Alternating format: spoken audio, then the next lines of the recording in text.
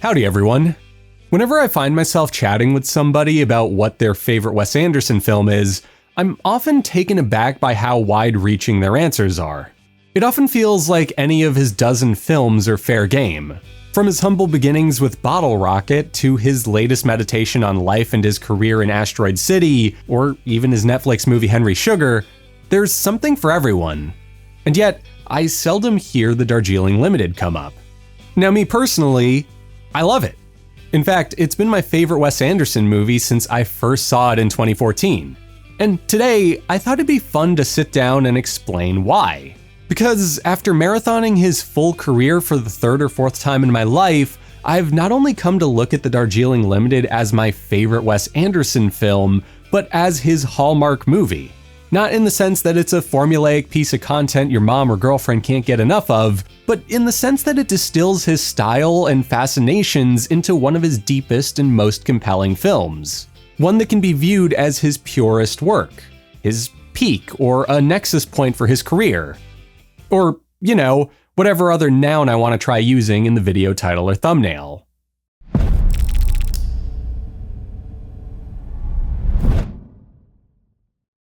In order to make my case for why the Darjeeling Limited is such a special film, I want to start by briefly reviewing what makes a Wes Anderson movie a Wes Anderson movie. The director's work is something that anyone who's crossed paths with it before can spot from a mile away. He has an eye for symmetry, tends to stage things in a planimetric or flat style, and is also a sucker for strong color coordination. Additionally, he has an ear for peculiar, deadpan dialogue, and there's also the fact that his films always feature fractured familial units or characters struggling with a form of grief or some type of existential quandary, if not both. He also roots everything in contrast.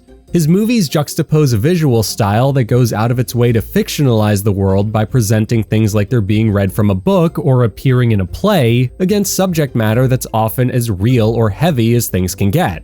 Bottle Rocket was about a man struggling to return to society after checking himself into a psychiatric care facility for exhaustion. The Royal Tenenbaums is about an estranged father trying to reconnect with his kids. And The Life Aquatic with Steve Zissou is about a father and his supposed son trying to connect, while the father is also trying to avenge his dead best friend. And his defining traits as a director don't stop there either.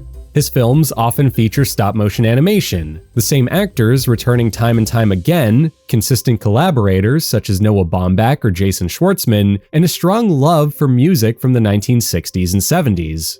What I'm trying to get at is that Anderson is a very stylized filmmaker. His movies have a deliberate visual approach. They delve into similar themes of alienation, and they're funny, frank stories with a brisk yet easily segmentable pace. And, that being said, the Darjeeling Limited largely fits into that mold. Darjeeling is his fifth feature and was written with Jason Schwartzman, who had previously starred in Rushmore and plays Jack Whitman in the movie itself. It follows the three Whitman brothers on a trek through India that begins under the pretense of them trying to reconnect with each other, before Owen Wilson's character Frances reveals that it was secretly a plan to find and bring their mother home from the nunnery she joined following her husband's death. The Whitmans can barely stand to be in the same room with each other. Within minutes of them reuniting for the first time since their father's funeral, they begin to lie and withhold information from one another.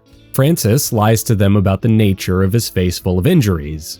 Adrian Brody's Peter doesn't tell his brothers that he's about to have his first kid. And Jack, though more expressive than his siblings, fails to fully express or feel his emotions following a breakup. I love you too, but I'm gonna mace you in the face! Stop!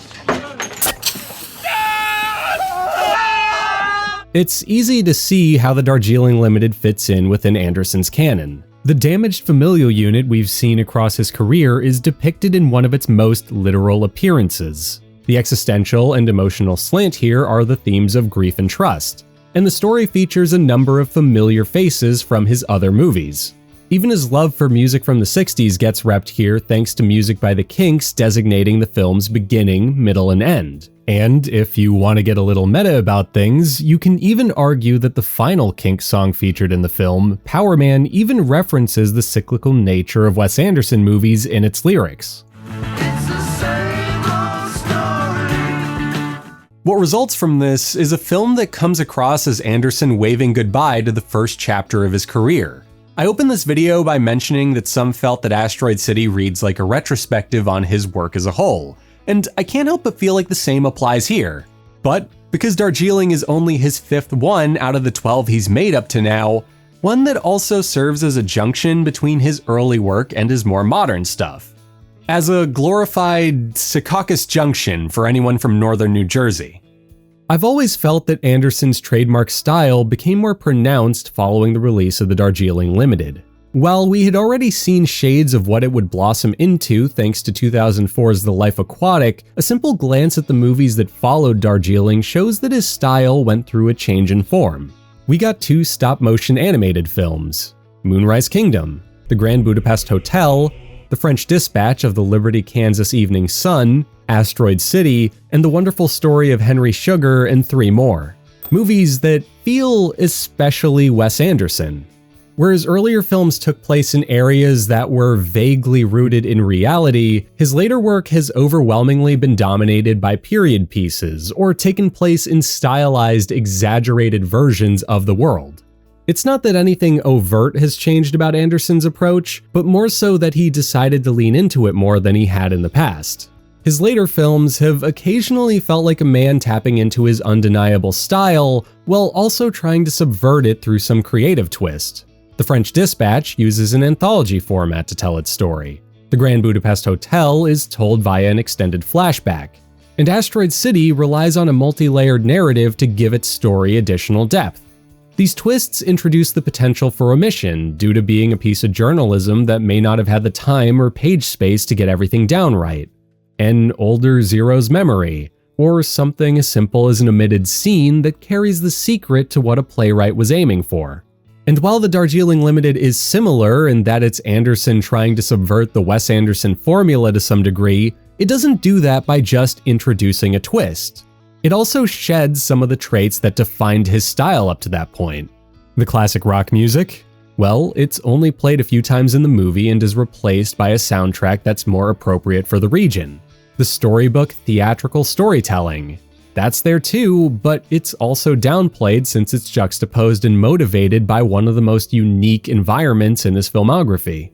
Everything we expect from a Wes Anderson movie is here, but some of their flourishes have been stifled a bit by what they're capturing, and the ones that haven't are given more room to breathe because of it, such as how the film continues in the Wes Anderson trend of ultimately being about grief, which is, in effect, the overriding subject of this video. Real quick before we dive into things though, I thought it'd be fun to ask you guys a super quick question to answer in the comments. What's the first Wes Anderson movie you saw, and what's your favorite movie in his filmography? Also, if you're enjoying this video and you want to help the channel grow, I humbly ask that you consider subscribing or checking out my Patreon or getting a channel membership. Anyway, that's it, that's the spiel. We're just going to move on with the video from here. The Darjeeling Limited completes what I consider to be an informal trilogy within his filmography.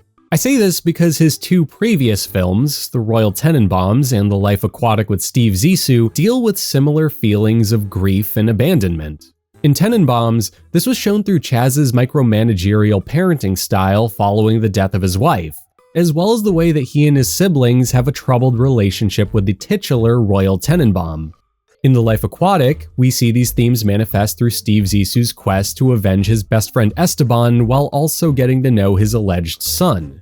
And as for the Darjeeling Limited, the movie does something interesting by taking the details I just outlined in those 2 other films and remixing them. Like Tenenbaums, it's a story about 3 siblings. One of them is a control freak and, similar to Richie, has survived an attempt at taking his own life. Another is about to have a kid, but is left to join his brothers in India. He's similar to Steve Zissou for feeling unprepared to be a parent, and can also be seen as being a bit like Royal Tenenbaum for disappearing. And the last of the Whitmans is a writer that struggles to process his emotions, despite working through them in his stories. A detail that's mirrored in Margot Tenenbaum being a playwright that does the same exact thing. In all cases, these characters exist as extensions of what we've seen from the director in the past. More than ever, the protagonists of our story are archetypes that Anderson has spent his career developing. down to him plucking 3 of his most common collaborators to play the parts, even if this is his first time working with one of them. Anderson gets a lot of mileage out of them too, especially when you consider how differently each of the Whitman brothers hold on to their grief. Francis displays his physically, with him having scars to show the way that losing his father affected him. Jack is trapped in a state of emotional limbo that could have spilled into his relationship with his ex-girlfriend Rhett. And Peter is mentally stunted to the point of trying to become his father through details like wearing his glasses and using his old razor. Those Dad's glasses? Yeah. You still have his prescription in here. How can you see in these? He's been so flashbanged by recreational flu medicine use that he can't think straight and is acting off of what he knows, to the point where he assumes that his marriage is doomed to turn out like his father's. Additionally, we see how losing his father has stuck with him through his fear of having a kid of his own. I guess because I always expected eventually I'll get divorced, so having children really wasn't part of my plan. To put things another way, you could argue that these characters are so stricken with grief that they no longer recognize themselves. Francis can't recognize himself physically, Jack can't recognize himself emotionally, and Peter can't recognize himself mentally. There's no denying that losing their dad had a huge effect on these characters. At one point of the film, we're given a flashback to the last time they saw each other, and we get to see how much of a mess their final moments together were. Leading up to that sequence, the film occasionally hinted at the moment through comments about Jack's recounting of it, but actually viewing it for ourselves gives us a bigger picture of what's going on. The Whitmans can be, for lack of a better term, a bunch of pricks at times. Look at these assholes. They often lie and withhold information from each other. They make decisions for the group without trying to consult each other. And they also suck at listening because they're so self-centered. The scene where we watch them recover their father's belongings, literal baggage might I add, shows us how desperate they are for something to remember him by. It also gives us an insight into how dysfunctional and selfish they are too, especially when you consider how their squabbling kept them from making it to their father's funeral on time. In fact, it paints them out as being the worst kind of selfish person. Fragile and well-meaning, but self-involved to a fault and unable to see that their selfishness is a detriment to everyone around them. Take Jack's story, for instance. Your brothers probably shouldn't need to be a rocket scientist to figure out that your short story that is undoubtedly based on the last time he saw you might be a signal that you're struggling emotionally. Not to mention, the same goes if you insist that the story isn't based on what happened either. You remember everything so clearly. Peter getting all frantic, getting the car started, you with the suitcase. The characters are all fictional. But rather than poke or nudge at things to make sure he's okay and not disassociating following a breakup, Francis and Peter comment that he remembered everything perfectly and compliment him on his ability to do so.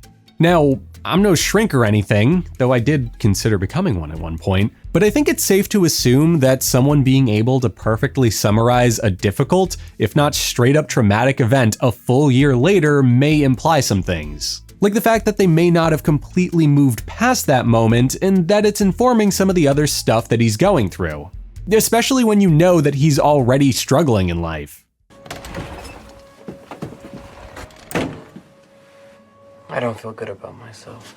As for Jack himself, he's also selfish. For example, he fails to see his fling with Rita as being the meaningless hookup that it was. Instead, he tries to ascribe higher meaning to their encounter and then is a total hypocrite about it by blaming her for using him, as if she hadn't been clear about what was going on between them.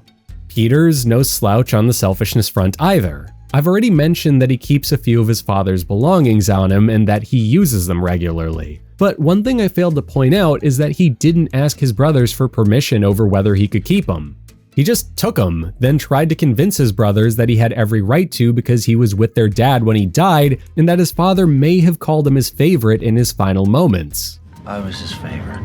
He told me that with blood all over him, laying in the street right before he died. How is that supposed to make us feel? Peter leaving his wife to come to India without telling her was also selfish. With his partner nearing the delivery of their first child, and at a time when she absolutely needed his help and support back home, he left the country to catch up with his brothers. And Francis is pretty open and shut selfish too. He may have arranged their trip to India with the noblest of intentions, but he also sold it to his brothers under the pretense of a lie. He manipulated them into doing something that he deemed was worth their time. Like, there's really no other way to read his whole ordering meals for them, holding onto their passports without communicating that, and withholding the real reason they're in the country to begin with thing. At least not unless you want to consider calling him a narcissist.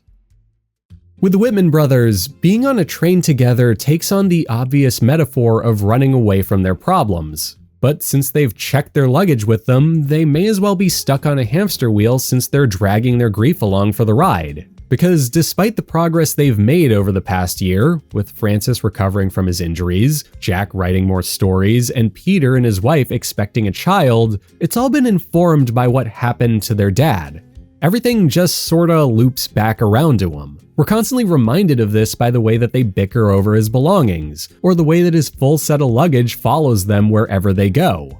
It's a not-so-subtle anchor for these guys, keeping them from moving on account of how large and unwieldy it is. Additionally, the literalization of these characters having baggage crops up at several points throughout the movie, such as whenever they try to reboard the titular Darjeeling Limited in several scenes that recall 1995's Dilwale Dulhania Le Jayenge.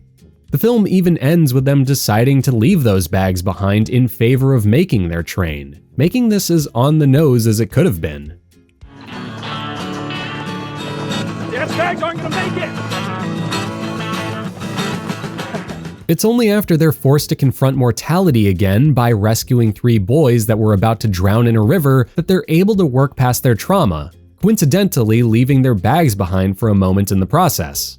That sequence also serves as a transition to the flashback I mentioned earlier too, showing the events for what they really were and not as some half-skimmed recital from Jack's story. Well, I'm not too crazy about the part where I start screaming at the mechanic. That never happened. The characters are all fictional. Not to mention, it lines up fairly close to the moment that the film's depiction of India began to shift. A common criticism of the Darjeeling Limited is that it depicts India in a way that comes across as being Orientalist. But something I noticed is that this shifts to an extent once the Whitmans save 2 of those boys from drowning. And to be clear, we aren't going to be talking about the ethics of him doing this or whether or not it was a well-informed decision. If you're looking for something more along those lines, I urge that you seek out any number of the articles or essays written about it online, or watch Broey Deschanel's video, Wes Anderson and the Follies of Modern Orientalism, once you're done with this one. The initial depiction of the country is portrayed in a way that recalls travelogue films like Highway to Hawaii or those old Pan Am travel movies, and underlines the selfishness of our protagonists. I told the wife Malahinis are over on the beach and she's dying for a look at them. But she says, not funny when I tell her Malahinis mean newcomers like us. They don't actually see the place as a country with a rich culture they can interact with. They see it as a far-off, distant land that's more of a means to an end for what they want. Essentially, Francis has concocted a scheduled trip through the country for him and his brothers to have a transformative, healing journey. One that culminates in them finding and quote-unquote saving their mother who has willingly left the Western world to become a nun. It's an adventure. He's sending them on an adventure. And the way he taps into Indian spirituality and culture in the process parlays a certain dumbing down of the region's very real and sacred religions and beliefs. It's almost like he listened to the White Album at some point and, like the total Paul McCartney that he is, went, "Oh yeah, you know, let's go to India too, you guys." Ah, okay. Sorry. I was trying to do Owen Wilson doing Paul McCartney, but somewhere along the line it just became Jimmy Stewart. More than that, it also speaks to the fact that these characters are playing a role. They aren't prepared to heal from the loss of their father. They're there because they want to, but can't bring themselves to yet. So instead, they're going through the motions of what healing might look like for them in another culture. One that's foreign to them and harder for them to confirm whether they're making progress in it. Nobody knows. We haven't located us yet. What'd you just say? What? What you just said, say it again. We haven't located us yet. Ah! Is that symbolic? We haven't located us yet. The simplification of India appears in a few ways. There's stuff like the aforementioned spiritual journey, complete with them stopping at temples but failing to interact with them in any meaningful way due to their own squabbling. I got pickpocketed. My passport got stolen. Calm down. It's not stolen. No, yes it is. It's gone. No, it's not. I have it. I'll be right back. You stole my passport? There's the feather ceremony, which the brothers try to use as a get-out-of-grief-free card while simultaneously refusing to do it right in the first place. Mine blew towards the mountains. That's not right. It's not supposed to get blown away. You're supposed to blow on it and then bury it. I didn't get that. I still have mine. Even that patented Wes Anderson panache factors into things here. It turns these locales and people that inhabit them into caricatures thanks to the way that they're framed. It's hard to look at India as being a real place for the first chunk of the movie because of the various Wes Andersonisms. And because elements of this movie already pulled back on some of the Wes Anderson of it all at times, that effect gets amplified. So much of India is portrayed in a shallow, near cartoonish way. But the decision to paint the country like that speaks volumes to how these characters are unable to interact with each other and the world. They can only deal in surface-level understandings of things because they're unwilling to do the work of moving past the last time they saw each other. But again, this changes once they save 2 of those kids from drowning. After failing to save the 3rd one and getting invited to his funeral in a sequence that feels like a riff on the ending to The Graduate, the Whitmans are finally forced to confront death. Furthermore, they're forced to rely on each other for support since they're in the middle of India and not that many people around them speak English. It gives them the chance to see each other as people for the first time. They're granted the opportunity to band together and feel their feelings, without the hustle and bustle of life back home, and without the curated so-called India experience that Francis laid out for them. It's also one of the few moments in the film where we hear Western music. Strangers by the Kinks plays, and it's the perfect complement to everything they've been going through. The song talks about love and death, uncertainty towards the future, and how everyone's going through those things too. So where do I go? What do I see? I see many people coming after me. And if you want to compare it to the song that opens the movie, the Kinks' This Time Tomorrow, it does so in the present while the other one punted those questions off to the future. Strangers scores one of Darjeeling's best moments, feeling like Anderson putting his foot down and stating that he's done presenting India as some faraway land beyond these guys' comprehension. That he's ready to peel the curtains back a bit and show us how universal the feelings these brothers have are. And something beautiful happens after the funeral sequence. Yeah, we get an extended glimpse into the day of their father's funeral, as I've already mentioned, but the depiction of India itself changes. We get thrown back into a bus for another shot that recalls The Graduate, but whereas the final shot of that movie only hints at the regret and weight of the characters' actions coming over them, things are different here. There's a release. We know what they're thinking about because the scene acts as a callback to a moment we just saw. They may be driving off into some great unknown, but they're doing it mindfully now and without a bunch of Indian flu medicine in their system. They can see clearly. And then we're suddenly in a city. Like a proper city that's undeniably in India but has everything one would expect one to have in the 21st century. There aren't shoe shiners that steal loafers or any large grand shrines for them to pray at. This is just the world they left. Only now they're better equipped to deal with what it has to offer them because they're communicating. This part of the film is one of my favorite moments in any Wes Anderson movie. It may even be one of my favorite moments in any movie from the 21st century to begin with. It's a simple medium shot that visually recalls one of Anderson's most visceral sequences in his career and showcases the actor from that sequence's brother in the center of the frame. I guess I've still got some more healing to do. You're getting there, though. Anyway, it's definitely gonna add a lot of character to you. I mean, come on. You could barely call the dialogue between the Whitmans subtext here, but who cares? After everything we've seen in the story so far, that directness is so refreshing. They're done bullshitting each other. They want to be supportive now. The visual similarity of this scene to the needle in the hay sequence from Tenenbaum's makes it hit so hard, especially with how restrained it is. Whereas Tenenbaum's crosscut between Richie's face and his wrists, Darjeeling keeps the camera squarely on Francis. It doesn't need to move. The damage done to his face is right there. And whereas Richie was inflicting injury on himself, Francis is revealing his wounds to his brothers and the audience. He doesn't want to hide from his pain anymore. He wants to heal from it and learn to live with it, which then leads them to their mother, Patricia.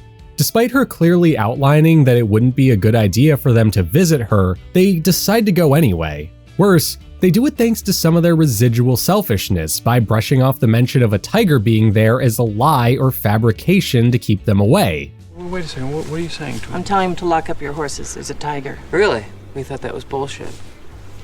You call that bullshit? He ate one of the sister's brothers. To the point where the narration of their mother dictating a letter to them is also said in a disaffected tone, an embellishment that the Whitmans have perceived as opposed to something that was actually there. They've convinced themselves that their mother has cracked and ran away from her grief just as they had, and regardless of whether or not there's any truth to that, have found a way to make it about themselves. Themselves as a group, yeah, but still themselves. It's a revealing moment for these characters because it shows that, despite the progress they've made, they still have a ways to go. However, once they're all together again, she's quick to point out that she doesn't want to leave. She's happy helping the people who need her, and while she misses her kids, points out that she's on her own journey. Patricia also alludes to the fact that they're projecting by coming here to save her, and straight up leaves them again while they're sleeping. The moment is impersonal on her part and, yeah, kind of f***ed up, but establishes that there may be a method to her so-called madness. That helping people here is her way of working through her grief. Additionally, we learn that a few of the Whitmans' traits came from their mother, showing that just as they've held on to parts of their dad over the past year, they've also held on to a part of her too. What do we want for breakfast? Jack, we'll like the porridge. Peter, fresh mango, and cornflakes for you, Francie. Now, who wants scrambled eggs? Raise your hand. Anderson cakes the Patricia section of this movie in ambiguity by avoiding any condemnations for what she did to her kids. It's not really the point of what he was aiming for. The Whitmans came here to save her and learn that she either didn't have to be saved or isn't ready to be saved. That she's just like them, lost and confused, but has found a community that's helping her heal in the same way that they've found each other and themselves again. Anderson's direction communicates that endings are never perfect, and that there'll always be something that gets unresolved by them. That the best thing anyone can do is exactly that, to do the best they can with what they've got. This is reinforced in a great way in the very next scene, when the Whitmans revisit the feather ceremony. It's a payoff to several things at once. It's one part callback to a scene that highlighted how out of sync they were. One part a mark of their connection following their experiences together, and a sign of dedication towards healing and continuing to work past their loss. A loss that, following their chat with their mother, they now understand they'll have to carry with them for the rest of their lives. They may be revisiting something that hadn't worked for them in the past, and still be doing it wrong too, but they're finally doing it for the right reason. On top of that, they understand who they are and are able to feel present while they do it. It's hard for me to judge the ending without knowing the rest of it. I like how mean you are. The characters are all... Thanks. The ending of the Darjeeling Limited irons this in for us by implying that the Whitmans haven't gotten over the death of their father at all, but rather that they've learned to live with it and grow in spite of it. That the best way for them to honor their late father's memory is for them to stay in each other's lives and live it to the fullest.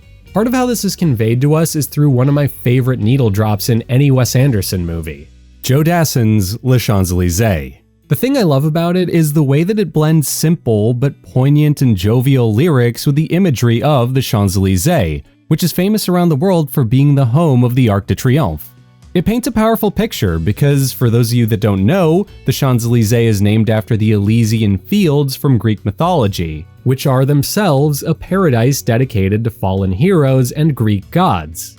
So to end your movie on this song over footage of the Whitmans more or less back where they started is some pretty epic stuff. The characters may have gone full circle with their grief, but doing so has allowed them to pick up their lives right where they left them. Jack's returning to Paris, Peter's going home to be with his wife and child, and Francis is going to continue to heal from his motorcycle accident and mend things with his assistant. Earlier, I talked about how this film represents something of a nexus point in Anderson's career. I pointed out that it falls close to smack dab in the middle of his filmography, and that it also feels like it fits the label of being his last project before he really leaned into his style more. Additionally, I outlined a few of the ways that it's similar to the films that preceded it. A list that I didn't even exhaust, by the way, as there were many other parallels that you could draw between them. To name a few, there's the fact the characters played by Owen Wilson get into some kind of vehicular crash. There are funeral sequences in many of these movies. And there's also the fact that The Life Aquatic ends with Bill Murray taking a leisurely stroll to a mode of transportation that was coincidentally used as a metaphor for the character's arc, while Darjeeling opens on Murray running to one. However, one thing I didn't talk about is how this film lines up fairly well with a shift in the way Anderson tackles the subjects in his movies. Or at least a shift that I perceived in his movies. Prior to the Darjeeling Limited, the quality I always latched onto in his movies was the direct aftermath of loss. Chaz Tenenbaum lost his wife, so he becomes overly protective of his children. Steve Zissou lost his friend and is filled with a desire to avenge him. Max Fisher lost his mom and develops feelings for a teacher who lost her husband. Even Bottle Rocket touches on the feeling too, specifically the loss of safety and security that Anthony had while he was under psychiatric care, as well as the end of adolescence that characters like Dignan push back on. Yet Anderson's work after Darjeeling begins to change that. I want to be clear and state that the theme of loss is definitely still there, but that it's less likely to be about the direct aftermath of loss and more about the long-term effect of it. It stops being an active or explicit part of the story and instead appears as something more passive or implicit. The Grand Budapest Hotel reveals that Zero kept the titular hotel as a tribute to his wife Agatha following her death. The French Dispatch uses grief as a reason to tell other stories about the newspaper and the journalists that worked for it. And Asteroid City is about a guy processing his feelings through fiction, forcing them into a narrative about grief in the present without actually being about his grief specifically. The line between grief being explicit and implicit isn't perfect, and you can absolutely poke holes in that distinction if you really want to, but it's the main thing that stuck out to me while I rewatched these movies. Almost all of his live-action theatrical films after Darjeeling incorporated some form of retrospective in their narrative. They became stories about a man looking back or trying to find answers to Anderson's usual favorite themes after the fact, and usually removed from any particularly high stakes too. But if we look at his earlier work, they're rife with characters grieving in the present and trying to get past that. They aren't interested in meditating over what happened to them because they're still concerned with surviving it. The change could have come with Anderson getting older. After all, Darjeeling came out when he was in his late 30s and coming up on a decade that's associated with entering middle age. Without trying to cross-examine his personal life, I think I got my fill of doing that for directors from my Prince Auteur Theory video, which you should absolutely check out by the way. It kinda makes sense that his age may have inspired him to shift to producing more nostalgic, retrospective material. Stuff that more outwardly pays reference to his own memories of growing up, or the fact that he was a kid in the 70s who read Roald Dahl stories. His 40s probably snuck up on him since he's such a consistently busy filmmaker. What happened to you? One minute you're defending the whole galaxy, and suddenly you find yourself sucking down Darjeeling with Marie Antoinette and her little sister. Regardless of why that change occurred though, Darjeeling fits in neatly within what I've drawn as two separate eras for the director. It's about characters meditating over and fixating on a past event in the hopes of understanding it, like his later work, but it's also about characters trying to survive the grieving process in the here and now. Similarly, the film undeniably takes place in contemporary times, but is also played like a period piece thanks to how India is portrayed. Not to mention, there's the cast. Jason Schwartzman and Owen Wilson are Wes Anderson hallmarks, and this is the last time that Wilson would appear as a leading character in an Anderson project. Sure, he would go on to appear in other movies over the years, but knowing that almost makes it feel like a send-off for their time collaborating together. Which is all the more poignant when you know that Wilson and Anderson were roommates in college. As for Schwartzman, Darjeeling's also a major milestone in their relationship. It was Schwartzman's first writing credit, and since he only has 5 to his name, with 3 of them being for Anderson projects, that makes Darjeeling feel like a significant turning point for both of their careers. And last, we have Adrian Brody. It's his first collaboration with a director, so there isn't much to say other than that, but Yeah, this was his first time working with Wes Anderson, and he's been in a bunch of his stuff since then. There's also stuff we can consider like Wes Anderson's tie-in short film, Hotel Chevalier. Its very existence feels poetic on account of Anderson starting his career with his 1994 short Bottle Rocket, which was an earlier version of what would become his debut film. Look, the point I've been trying to make here is that the Darjeeling Limited feels special within the director's filmography. It lines up well enough with the moment that Anderson finished defining his style and began trying to shift and subvert it. So much of the movie itself is about the ways we perceive the world and the people around us. It may be under the pretense of grief, but the film's message is that we need to let go of our baggage and keep moving forward, which feels in line with what Anderson did with the movie itself. Because while the Whitmans may have seemingly only gone full circle by the time the credits roll, we know that they've changed and grown as people, just as how Wes Anderson movies have continued to be undeniable products of the same guy that gave us the Royal Tenenbaums, but also feel more lived in and matured. The film feels like the half-life of his career, which coincidentally lines up with how the Whitmans learn that they've only reached the half point of their time on Earth, and that there's so much waiting for them if they're willing to pick up where they left off. Anyway, that brings us to the end of the video. I hope you enjoyed it, and that if you did, you consider subscribing or sharing it with a couple of friends of yours or something. Tiny gestures like that go a huge way in helping the channel grow, and I'd really appreciate it. On top of that, you can also subscribe to my Patreon or get a channel membership if you want to go the extra mile in showing your support. I also have 2 podcasts that you're more than welcome to check out too. They're called Media Obscura and Glaring Admissions. Media Obscura is dedicated to checking out and reviewing old and obscure TV and movies, while Glaring Admissions finds me and my co-host Raekwon watching iconic movies that one of us have never seen before, or at least haven't seen in a long enough time that we may as well be only watching them for the first time now. They both live on the same RSS feed, which is the Media Obscura one, and is available on every podcast player. But they're also available as full video episodes right here on this channel too, complete with cutaways, graphics, and all that fun stuff. So yeah, bye. Are these Dan's keys? Yeah. You've got his car keys too. Where's those nuts at?